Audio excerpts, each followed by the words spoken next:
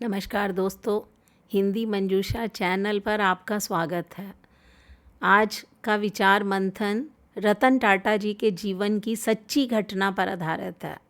विचार मंथन का विषय है, आपको किस लिए याद किया जाएगा। असली खुशी क्या है?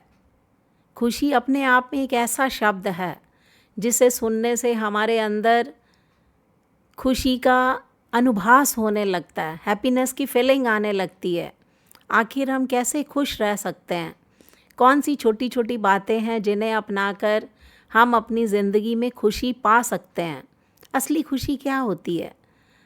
हम खुश क्यों नहीं रह पाते? हमारा मन हमेशा सुखी कैसे रह सकता है? इस रहस्य को जानते हैं, दूसरों को खुशी पहुंचाकर। दरअसल हम खुद अपने लिए खुशियां जमा करते हैं। ये रतन टाटा जी के जीवन की सच्ची घटना पर आधारित है। एक टेलीफोन साक्षात्कार के अंतर्गत भारतीय अरबपति रतन टाटा जी से रेडियो प्रस्तोता ने पूछा, सर, आपको क्या याद है कि आपको जीवन में सबसे अधिक खुशी कब मिली? तो रतन टाटा जी ने कहा, मैं जीवन में खुशी के 4 चरणों में से गुजरा हूँ। आखिरकार मुझे सच्चे सुख का अर्थ समझ में आ गया। पहला चरण धन और साधन संचय करना था। इस स्तर पर मुझे वह सुख नहीं मिला जो मैं चाहता था। कीमती सामान, वस्तुओं को इकट्ठा करने का दूसरा चरण आया, लेकिन मैंने महसूस किया कि इस चीज़ का असर भी अस्थायी होता है। कीमती चीज़ों की चमक ज़्यादा देर तक नहीं रहती। फिर आया तीसरा चरण, आपको बड़ा प्रोजेक्ट लेने का। वह रतन टाटा जी के जीवन में तब आया जब भारत और अफ्रीका में डीजल की आपूर्ति का 75% रतन टाटा के पास था।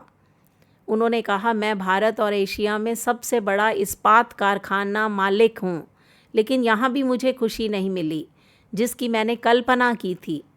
चौथा चरण रतन टाटा जी के जीवन में तब आया जब उनके एक मित्र ने उनसे कहा कि विकलांग बच्चों के लिए व्हील चेयर खरीदने के लिए कहा। 200 बच्चे थे। दोस्त के कहने पर रतन टाटा ने व्हील चेयर खरीद ली। दोस्त ने जिद की कि रतन टाटा ही उनके साथ जाएं, बच्चों को व्हील चेयर भेंट करें। रतन टाटा तैयार होकर उनके साथ चल दिए। वहाँ रतन टाटा ने सारे बच्चों को अपने हाथों से व्हील चेयर दी। बच्चों के चेहरे पर खुशी की चमक दौड़ पड़ी। ऐसा था कि जैसे कोई पिकनिक स्पॉट पर पहुंच गए हों। वहाँ से उपहार जीतकर बच्चों के साथ शेयर किया जा रहा हो, ऐसी स्थिति थी। रतन टाटा जी कहते, मुझे उस दिन अपने अंदर से असली खुशी महसूस हुई। जब मैं वहाँ से वापस जाने को हुआ तो बच्चों में से एक बच्चे ने रतन टाटा जी की टांग पकड़ ली। तो रतन टाटा जी ने धीरे से अपने पैर को छुड़ाने की कोशिश की। बच्चे ने उनको नहीं छोड़ा।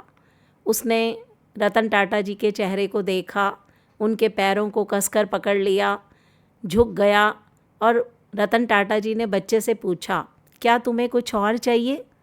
तब उस बच्चे ने जवाब दिया। उससे ने ना केवल रतन टाटा जी को झकझोर दिया बल्कि जीवन के प्रति उनके दृष्टिकोण को भी बदल दिया।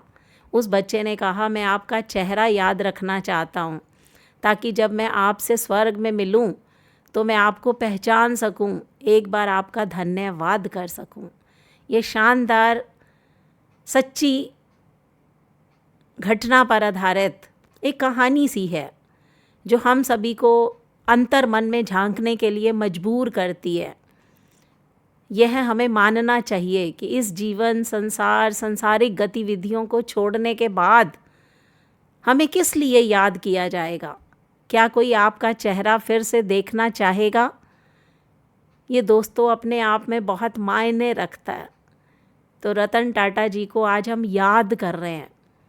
कहानी का शीर्षक भी यही है कि आपको किस लिए याद किया जाएगा। तो रतन टाटा जी को आज हम अंतर्मन से उनके प्रति श्रद्धांजलि भी व्यक्त करते हैं और उनके द्वारा किए गए कामों से हम समाज में बदलाव भी ला सकते हैं।